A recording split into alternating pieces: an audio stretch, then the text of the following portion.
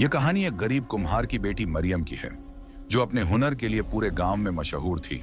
वह बड़े ही खूबसूरत मिट्टी के बर्तन बनाया करती थी, लेकिन एक दिन उसकी मेहनत मिट्टी में मिल गई जब एक घुड़सवार नौजवान, जो किसी शहजादे की तरह सफेद लिबास में था, उसके सारे बर्तन तोड़कर चला गया। मरियम के लिए यह सदमे से कम नहीं था, मगर उसने हिम्मत नहीं हारी। उसने उस नौजवान से अपने नुकसान की भरपाई के लिए उसकी अंगूठी मांग ली।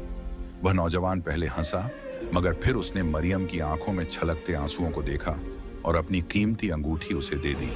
मरियम के लिए वह अंगूठी किसी इनाम से कम नहीं थी, मगर जब वह घर पहुंची तो उसे एहसास हुआ कि वह अंगूठी कहीं गिर गई है। उसे लगा कि उसकी किस्मत ही खराब है, लेकिन रात में उसका छोटा भाई समीर उसके लिए वह अंगूठी लेकर आया, जिसे पाकर मरियम की खुशी का ठिकाना नहीं रहा। मरियम के घर की हालत अच्छी नहीं थी। उसके अब्बा मिट्टी के बर्तन बनाया करते थे, मगर बीमारी की वजह से अब यह काम नहीं कर सकते थे। ऐसे में घर चलाने की जिम्मेदारी मरियम पर आ गई। उसने बर्तन बनाने का हुनर सीख लिया और अपनी मेहनत से पूरे गांव में अपनी पहचान बना ली। एक दिन गांव के एक अमीर आदमी के बेटे जाहिद ने मरियम के हुनर को देखा और उसे यकीन दिलाया कि उसकी बनाई हुई चीजें शहर के मेले में खूब बिकेंगी। यह सुनकर मरियम के दिल में उम्मीद की एक किरण जगी। उसने नए जोश के साथ और भी अच्छे बर्तन बनाए, मगर तभी उसकी मुलाकात फिर से उसी घुड़सवार नौजवान से हुई। इस बार वह आया तो था मरियम का नुकसान भरने, मगर मरियम के मन में उसके लिए कई सवाल थे। वह नौजवान अब मरियम के आसपास नजर आने लगा था। पहले जहां उसने उसका नुकसान किया था, अब वह उसके हाथों में पैसे रखकर चला जाता। मरियम के दिल में सवाल उठने लगे, कौन था वह? क्यों बार बार उसके सामने आ जाता था? मरियम मेहनत करने में यकीन रखती थी। उस दिन मरियम ने अपने हाथों से बनाए बर्तनों को बेचने के लिए दूसरे गांव जाने का फैसला किया।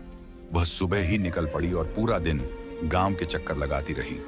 एक एक घर जाकर वह लोगों से कहती, खाला ये बर्तन ले लो, चाचा ये गिलास देखो, मिट्टी का बना है, मैंने खुद अपने हाथों से तैयार किया है। लेकिन किसी ने भी उससे एक बर्तन तक नहीं खरीदा। उसकी मायूसी अब इंतहा को छू रही थी। शाम होते होते वह थक कर चूर हो गई थी और मायूसी से उसकी आंखें भर आईं। क्या फायदा इतनी मेहनत करने का? यह सोचकर उसकी आंखों में आंसू छलक आए। अब अंधेरा धीरे धीरे फैलने लगा था और उसे अकेले अपने गांव लौटने का डर भी सता रहा था। तभी अचानक घोड़े की टापों की आवाज उसके कानों में पड़ी। उसने जैसे ही पीछे मुड़कर देखा तो उसके पैरों तले से जमीन खिसक गई। वही अनजान नौजवान सफेद लिबास पहने, धूल उड़ाता हुआ घोड़े पर सवार उसकी तरफ बढ़ रहा था। मरियम के चेहरे पर डर के भाव आ गए। नौजवान घोड़े को उसकी तरफ बढ़ाकर रुका और बोला, आज तुम्हारे चेहरे पर बहुत मायूसी है। मरियम ने कोई जवाब नहीं दिया। वह उसकी बातों पर यकीन नहीं करना चाहती थी। लेकिन फिर वह कहने लगा, देखो यहां से थोड़ी दूर एक बस्ती है जहां लोग मिट्टी के बर्तन लेने के लिए तरस रहे हैं। अगर तुम वहां जाओगी तो तुम्हारे सारे बर्तन हाथों हाथ बिक जाएंगे। मरियम को उसकी बात पर शक हुआ। यह कौन है? क्यों मेरी इतनी मदद करना चाहता है? लेकिन हालात ने उसे सोचने का मौका नहीं दिया। नौजवान ने घोड़े से उतरकर उसकी तरफ हाथ बढ़ाया और कहा, आओ मैं तुम्हें वहां तक छोड़ देता हूं। मरियम के दिल में डर था, लेकिन वह यह भी जानती थी कि उसके पास और कोई चारा नहीं था। वह नौजवान के साथ पैदल ही चल पड़ी।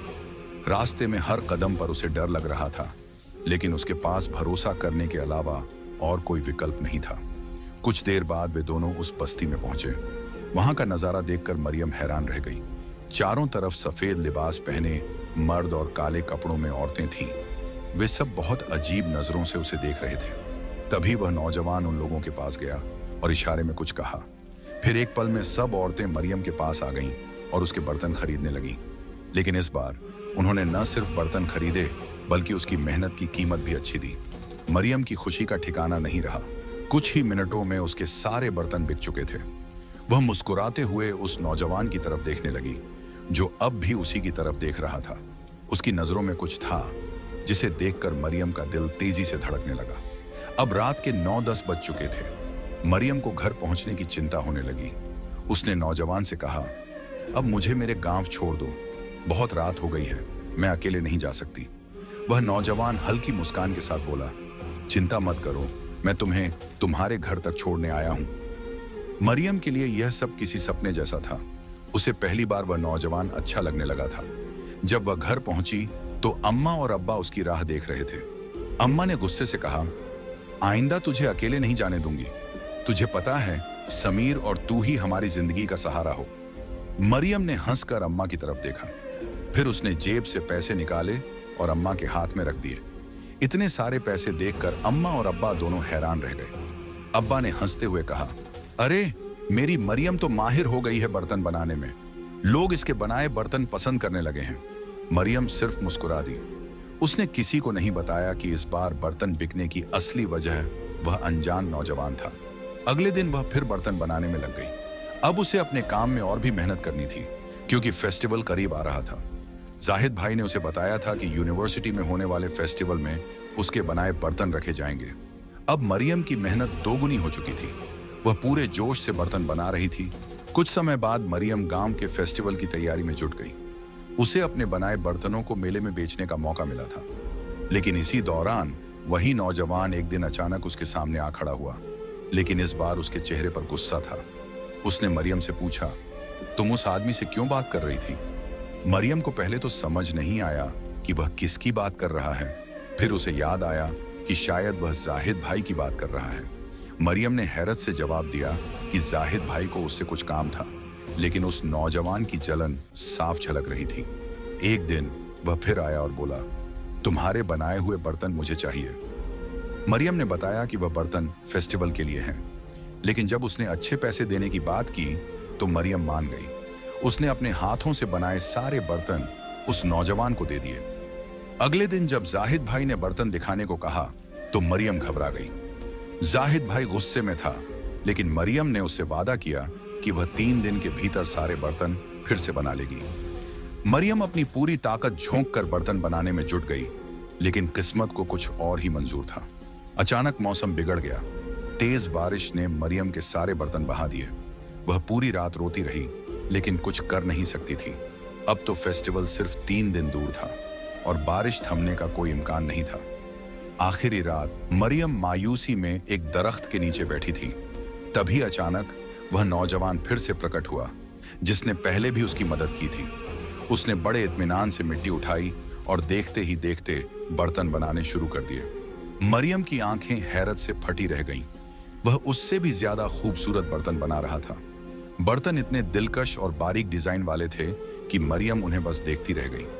जब उसने बर्तनों पर रंग करना शुरू किया तो मरियम को ऐसा लगा जैसे उसके हाथों में कोई जादू हो। चंद ही लम्हों में उसने सारे बर्तन तैयार कर दिए और मुस्कुराकर बोला, सुबह तक ये सूख जाएंगे। अब खुश हो जाओ और अपने चेहरे पर मुस्कुराहट बिखेर दो। इतना कहकर वह अंधेरे में गुम हो गया। मरियम पूरी रात बेचैनी से करवटें बदलती रही। डर था कि कहीं बर्तन फिर से खराब ना हो जाएं। लेकिन सुबह जब वह बर्तनों के पास पहुंची तो वे बिल्कुल सूखे हुए थे और उनकी चमक पहले से भी ज्यादा थी। जाहिद भाई जब फेस्टिवल से लौटे तो उनके हाथ में एक मेडल था। उन्होंने खुशी खुशी बताया, तुम्हारे बर्तन बहुत पसंद किए गए। बड़े बड़े लोग आए थे और उन्होंने खूब तारीफ की। सारे बर्तन हाथों हाथ बिक गए। मरियम खुशी से फूली नहीं समा रही थी, लेकिन अब उसे उस अजनबी का शुक्रिया अदा करना था जिसने उसकी इतनी मदद की थी। वह उसी जगह पहुंची जहां वह नौजवान अक्सर मिलता था, लेकिन वह वहां नहीं था। मरियम ने कई दिन इंतजार किया, लेकिन वह फिर नहीं आया। अब मरियम के बनाए बर्तन पूरे गांव में मशहूर हो गए थे। उसने और भी खूबसूरत बर्तन बनाए और उन्हें बेचने के लिए उसी बस्ती की तरफ चल पड़ी जहां उस नौजवान ने पहली बार उसके बर्तन बिकवाए थे। लेकिन इस बार वह रास्ता भूल गई। तभी उसने देखा कि एक बूढ़ा आदमी एक दरख्त के नीचे बैठा हुआ था। मरियम ने उससे पूछा, बाबा, मुझे उस बस्ती का रास्ता बता सकते हैं जो जंगल के उस पार है? बूढ़ा चौंका और बोला, तू वहां क्यों जाना चाहती है? वह हमारी बस्ती है जहां किसी बाहरी को जाने की इजाजत नहीं। मरियम ने उसे अपने बर्तनों के बारे में बताया और कहा कि पहले भी उसने वहां बर्तन बेचे थे। बूढ़े ने उसके बर्तन उठाकर देखे और मुस्कुराकर बोला, वाकई ये बर्तन बहुत खूबसूरत हैं। हमें इनकी जरूरत पड़ती है क्योंकि हम रात भर पकवान बनाते हैं। लेकिन मुझे इस बात पर हैरत है कि तुम्हें वहां का रास्ता किसने दिखाया? मरियम मुस्कुराई और जवाब दिया, एक नौजवान ने जो घोड़े पर सवार होकर आता है। वह अक्सर हमारे गांव आता है। यह सुनकर बूढ़ा हल्के से मुस्कुराया और बुदबुदाते हुए कहने लगा, सरदार तो ऐसे ही हर गांव में घूमता फिरता है, लेकिन मैं नहीं जानता था कि वह तुम्हें इस बस्ती का रास्ता बता देगा। मरियम उसकी बातें ठीक से समझ नहीं पाई, लेकिन उसे वहां पहुंचने की जल्दी थी। बूढ़ा उसे अपने साथ ले गया। रास्ता लंबा था, शाम होने लगी थी, लेकिन जैसे ही वे बस्ती में पहुंचे, वहां की औरतें उसके बर्तनों को देखकर दंग रह गईं। वे एक एक कर उससे बर्तन खरीदने लगीं, जैसे उन्हें इनका बेसब्री से इंतजार हो। लेकिन मरियम के मन में एक ही सवाल था, लेकिन जिस शख्स से वह मिलने आई थी वह कहीं नजर नहीं आ रहा था। मरियम ने पास खड़ी एक औरत से पूछा, वह नौजवान कहाँ है जो मुझे यहाँ लेकर आया था? मैं उससे मिलने आई हूँ। औरत मुस्कुराई और बोली, आज तो सरदार किसी दूसरे गांव गया है। दरअसल वह एक खास अमल कर रहे हैं, इसलिए मुख्तलिफ जगहों पर जाते रहते हैं। लेकिन तुम्हें उनसे क्या काम है? मरियम यह सुनकर हैरान थी। सरदार? वह सोच में पड़ गई। तभी दूर से घोड़े की टापों की आवाज आई, धूल उड़ने लगी, और जैसे ही मरियम ने पलट कर देखा, उसका चेहरा खुशी से चमक उठा। वह वही नौजवान था। वह मरियम को देखकर ठिठक गया। उसने इशारा किया और वहां खड़ी सारी औरतें और बच्चे दूर चले गए। अब वहां सिर्फ मरियम और वह नौजवान थे। मरियम ने मुस्कुराते हुए कहा, जो आपने बर्तन बनाए थे उनकी वजह से मुझे बहुत बड़ा इनाम मिला। मैं आपका शुक्रिया अदा करने आई हूं। नौजवान ने हल्की मुस्कान के साथ जवाब दिया, मैं इससे भी बड़े बड़े काम कर सकता हूं, लेकिन तुम्हारे पास मेरी एक चीज है, इसीलिए मैं बार बार तुम्हारे पास आने पर मजबूर हूं। मरियम चौंक गई। मेरे पास आपकी चीज? कौन सी चीज? वह अंगूठी जो तुम्हारे पास है, उसने जवाब दिया। मरियम घबरा गई। मुझे माफ कर दीजिए, मैंने अनजाने में वह अंगूठी रख ली, लेकिन मैं आपको वह वापस कर दूंगी। वह मुस्कुराया और बोला, ठीक है, लेकिन जब भी तुम्हें मेरी जरूरत होगी मैं तुम्हारी मदद के लिए आऊंगा। मरियम यह सुनकर खुश हो गई। उस दिन भी उसके सारे बर्तन बिक गए। नौजवान उसे घर तक छोड़ने के लिए चल पड़ा, लेकिन रास्ते में एक बूढ़ा नजर आया। नौजवान ने उसे देखा और अचानक रुक गया। फिर वह मरियम की तरफ मुड़ा और कहा, आगे का रास्ता तुम्हें मालूम होगा, अब मैं जा रहा हूं। मरियम ने देखा कि वह नौजवान एक पल में उसकी नजरों से ओझल हो गया। सच सामने आया। जैसे ही मरियम बूढ़े के करीब से गुजरी, उसने अचानक उसे रोक लिया और कहा, तुम्हारे सारे बर्तन बिक गए, इसकी मुझे बहुत खुशी है, लेकिन तुम नादानी मत करो, उस बस्ती में बार बार मत जाओ। क्यों बाबा? वह बस्ती तो बस एक आम जगह है जहां लोग रहते हैं। बूढ़े ने गहरी सांस ली और कहा, नहीं लड़की, वह आम बस्ती नहीं है, वह जिन्नात की बस्ती है, और जिससे तुम मिल रही हो वह कोई इंसान नहीं, जिन्नातों का सरदार है। मरियम के पैरों तले से जमीन खिसक गई। नहीं, यह सच नहीं हो सकता, वह इंसान है, जिन्न नहीं, उसने कहा। बूढ़ा मुस्कुराया, अगर यकीन नहीं आता तो देखो। यह कहकर वह अचानक गायब हो गया। मरियम पागलों की तरह इधर उधर देखने लगी। वह अब भी यकीन नहीं कर पा रही थी कि जो बूढ़ा कुछ ही सेकंड पहले उसके सामने था, वह अचानक हवा में गुम हो गया था। बूढ़े की आवाज फिर आई, उस जिन्नात की एक कीमती चीज तुम्हारे पास है, इसलिए वह तुम्हारे पास बार बार आता है, वह तुम्हें छोड़ने वाला नहीं। यह सुनकर मरियम घबरा गई और गांव की ओर भागी। जब वह घर पहुंची तो रात के 11 बज चुके थे। अम्मा और अब्बा परेशान थे। अम्मा ने घबरा कर पूछा, मरियम, तेरा चेहरा क्यों उतरा हुआ है? क्या हुआ? मरियम ने कुछ नहीं बताया, बस उसने जिन्नातों की बस्ती से कमाए सारे पैसे अम्मा के हवाले कर दिए और खुद डर के मारे अपने कमरे में चली गई। अंगूठी का राज मरियम को अचानक बूढ़े की बात याद आई। तेरे पास उसकी चीज है, इसीलिए वह तुझे छोड़ेगा नहीं। वह घबरा गई और संदूक खोला, लेकिन अंदर अंगूठी नहीं थी। वह रोने लगी। अम्मा, मेरी अंगूठी कहाँ गई? उसने घबरा कर पूछा। अम्मा ने जवाब दिया, अरे वह अंगूठी तो मैंने देखी थी, बड़ी कीमती लग रही थी, सो मैंने उसे सुनार को दिखाया। वह कहने लगा कि यह खालिस सोने की है। फिर मैंने उसे बेच दिया ताकि बशीर चाचा का कर्जा चुका सकूं। मरियम के हाथ पैर कांपने लगे। अम्मा, तुमने बहुत बड़ी गलती कर दी। अब वह समझ चुकी थी, अगर वह अंगूठी किसी और के हाथ में चली गई तो वह जिन्न बार बार उसके सामने आता रहेगा। वह अब भी उसकी नजरों में था, उसकी दुनिया से बाहर जाने वाला नहीं था। नई राह अगले दिन जाहिद भाई आए और बोले, मरियम, तुम्हारे अंदर एक सच्ची आर्टिस्ट छुपी है। जिस तरह तुम बर्तनों पर रंग भरती हो, उसी तरह तुम बड़ी मुसव्विर चित्रकार भी बन सकती हो। क्या तुम तस्वीरें बनाओगी? मरियम सोच में पड़ गई। मैं तुम्हें ब्रश और रंग लाकर दूंगा, फिर देखना कि तुम क्या कर सकती हो। मरियम ने सर हिला दिया, लेकिन उसके दिल में अजीब सा डर बैठा था। वह जानती थी कि उसके साथ कुछ अनजानी चीजें हो रही हैं। एक शाम जब वह दरख्त के नीचे बैठी बर्तन बना रही थी, उसे घोड़े की टापों की आवाज सुनाई दी। उसका दिल तेजी से धड़कने लगा। सामने वही सफेद लिबास में लिपटा जिन्न खड़ा था, जिसने पहली बार मरियम की मदद की थी। लेकिन इस बार उसकी तीसरी उंगली में वही अंगूठी थी जो उसकी मां ने बेच दी थी। ये अंगूठी तुम्हारे पास कैसे आई? मरियम ने कांपती आवाज में पूछा। वह जिन्न हंस पड़ा और बोला, मैं अपनी कोई चीज किसी और के पास नहीं रहने देता। तुम्हारी मां ने इसे सुनार को बेचा था, लेकिन मैंने अपनी ताकत से इसे वापस ले लिया। ये मेरी जाती अंगूठी है। मरियम के बदन में सिहरन दौड़ गई। फिर जिन्न ने अपनी हकीकत बयां की। उसने कहा कि पहली बार जब उसने मरियम को रोते हुए देखा था, तो उसके आंसुओं से उसे इश्क हो गया था। तुम्हारे आंसुओं में कुछ था जो मुझे अपनी ओर खींचता रहा। मैं इंसान नहीं, जिन्नात हूं, लेकिन तुम्हें नुकसान नहीं पहुंचाऊंगा। मरियम खामोशी से सुन रही थी। तभी जिन्न ने अचानक उसकी अधूरी बनाई हुई बर्तनों की मिट्टी को उठाया और एक ही झटके में खूबसूरत बर्तन बना दिए। यह पहली बार नहीं था जब उसने ऐसा किया था। मरियम को याद आया कि पहले भी तूफानी रात में किसी ने उसकी मदद की थी और उसे बर्तनों के लिए इनाम भी मिला था, लेकिन वह इससे घबरा गई थी। मुझे पैसे नहीं चाहिए, बस तुम मेरे सामने मत आया करो, उसने मन ही मन सोचा, लेकिन जुबान से कुछ ना कह सकी। जिन्न मायूस होकर घोड़े पर सवार हुआ और दूर चला गया। मरियम बस उड़ती हुई धूल देखती रही। फिर एक दिन जाहिद भाई ने उसे रंग और कागज लाकर दिया। अब जो तुम्हारे जहन में हो उसे कागज पर उतारो, उन्होंने कहा। मरियम ने अपनी आंखें बंद की, लेकिन उसके जहन में कोई और तस्वीर नहीं, बल्कि उसी जिन्न की शख्सियत उभर रही थी। उसने पेंसिल उठाई और उसके चेहरे का खाका बनाने लगी। जब तस्वीर मुकम्मल हुई, जाहिद भाई हैरान रह गए। वाह, पहली ही पेंटिंग इतनी खूबसूरत!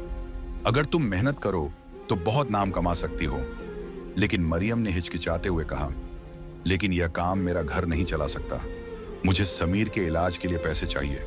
जाहिद भाई ने उसे समझाया कि अगर वह पेंटिंग में महारत हासिल कर ले तो उसकी बनाई तस्वीरें बहुत कीमती बिकेंगी। मरियम ने उनकी बात मान ली और तस्वीरें बनाने लगी। लेकिन एक अजीब बात थी, हर रात जब वह तस्वीर बनाने बैठती तो उसे कुछ समझ नहीं आता और वह सो जाती। मगर सुबह जब आंख खुलती तो कागज पर एक बेहतरीन पेंटिंग बनी होती।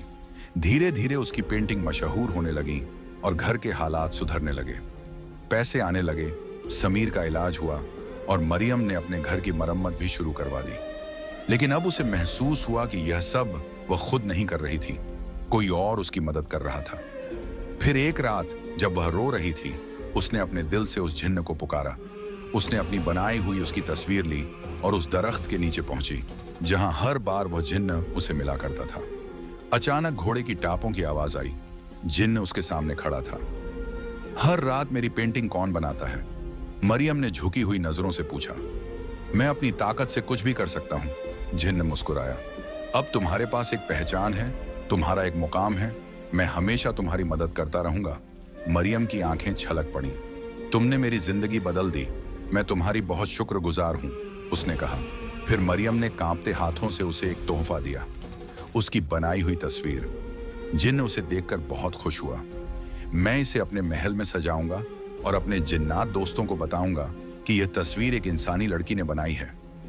यह कहकर वह मुस्कुराया और अगले ही पल गायब हो गया।